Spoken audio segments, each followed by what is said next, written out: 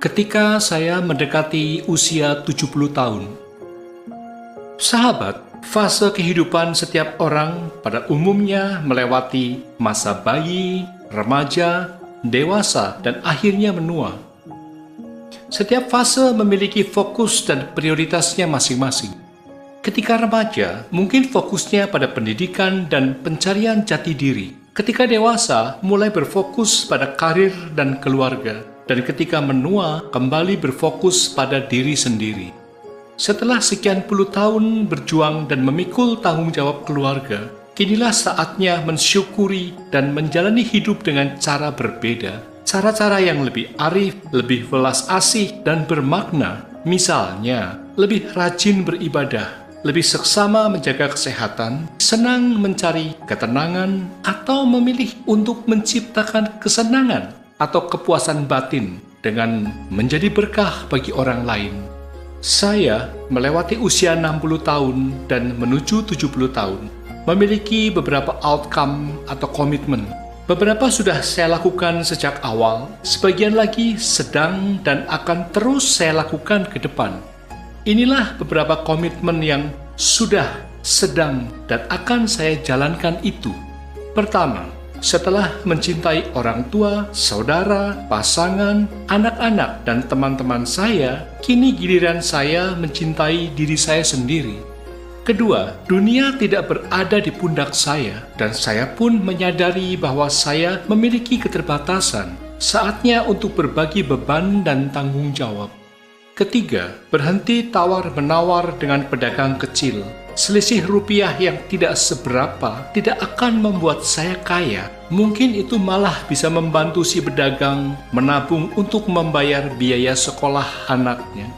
Keempat, selalu memberi tip kepada pelayan restoran. Uang ekstra yang dia terima mungkin akan membuatnya gembira dan lebih semangat bekerja.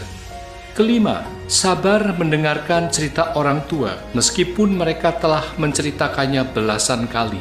Itu dapat membantu mereka menyusuri jalan kenangan dan menghidupkan kembali masa lalunya. Keenam, tidak terusik maupun mengusik kesalahan orang lain. Tak ada manusia yang sempurna, yang luput dari kesalahan. Bagi saya, ketenangan lebih berharga ketimbang kesempurnaan. Ketujuh, memberikan pujian dengan tulus. Pujian adalah penambah suasana hati, tidak hanya bagi penerimanya, tetapi juga bagi saya sendiri. Sebaliknya, ketika saya menerima pujian, cukup mengucapkan terima kasih dan tidak perlu merasa jumawa. Kedelapan, lebih berfokus menjadi pribadi yang lebih baik dari hari ke hari ketimbang berfokus pada penampilan.